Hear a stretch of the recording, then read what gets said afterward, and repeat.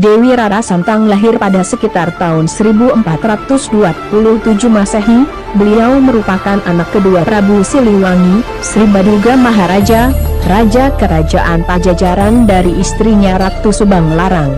Dari kecil beliau sudah memeluk agama Islam mengikuti agama ibundanya, meskipun pada waktu itu ayah dan saudara-saudara tirinya Suryawi Sesa masih memeluk agama Buddha.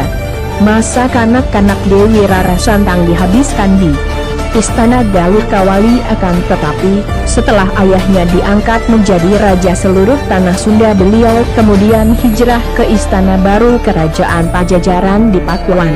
Istana baru tersebut dikenal dalam sejarah dengan nama Istana Seng Dimanarayan. Seperti kabar yang beredar, pada masa kelahiran Dewi Rara Santang, Seng Prabu Gungdinegoro Raja Siliwangi bersabda yang disertai gemuruh guntur dan badai. Dalam sabdanya Siliwangi mengatakan, "Kelak putri keduaku ini akan menjadi ibunda dari berbagai raja-raja besar di Nusantara. Dengan itu aku beri nama dia Rara Santang." Setelah kewafatan ibundanya, Dewi Rara Santang memilih keluar istana bersama kakak kandungnya Pangeran Walang Sungsang. Selama dalam pengembaraan, Pangeran Walang Sungsang mengganti namanya sebagai Cakrabuana untuk menutupi identitasnya dalam mengembara dari tempat satu ke tempat lainnya guna belajar agama Islam. Pada sekitar tahun 1443 Dewi Rara Santang kemudian menjalankan ibadah haji bersama kakaknya ke Tanah Suci. Mereka berdua berguru di Bukit Amparan Jati Makkah Baghdad kepada Syekh Nurul Jati selama 3 tahun dan mendirikan pedukuhan di Kebon Pasir. Di sana beliau dinikahi oleh penguasa Mesir dan Palestina bernama Sultan Bani Israel atau Sultan Mahmud atau Sultan Haud. Setelah menikah beliau diubah namanya menjadi Syarifah Mudain, sedang Raden Walang Sungsang diganti namanya kembali menjadi Haji Abdullah Iman. Kisah perkawinan Seng Dewi tersebut tertulis dalam naskah Merta Singapupuh I05 sampai dengan II 04. Dikisahkan bahwa di negeri Bani Israel, istri Sultan Hud meninggal dunia. Tidak lama kemudian Sultan pun mengirim utusan ke seluruh pelosok negeri untuk mencari penggantinya, mencari seorang putri yang setara dengan yang telah tiada.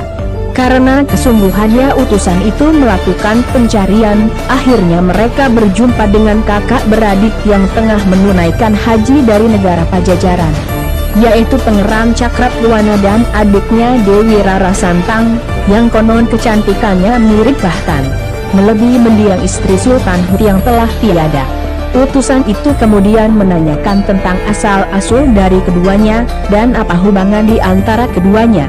Setelah Pangeran Cakrabuana memberikan jawaban bahwa mereka berdua merupakan kakak beradik, maka gembiralah Seng utusan tersebut.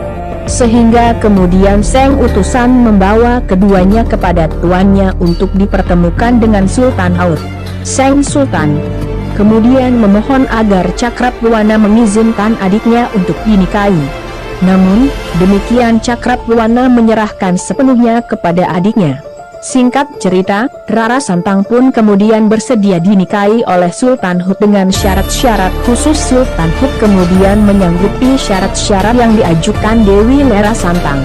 Adapun syarat-syarat tersebut adalah bahwa kelak jika dari hasil perkawinan keduanya mempunyai seorang anak pertama laki-laki, maka anak tersebut harus direlakan untuk mensiarkan Islam di tanah kelahiran ibundanya, yaitu di Tatar Pasundan, Kerajaan Sunda. Selain itu, Dewi Rara Santang juga menginginkan agar janji kesanggupan Sultan Hud diikrarkan di Bukit Tursnia, Palestina.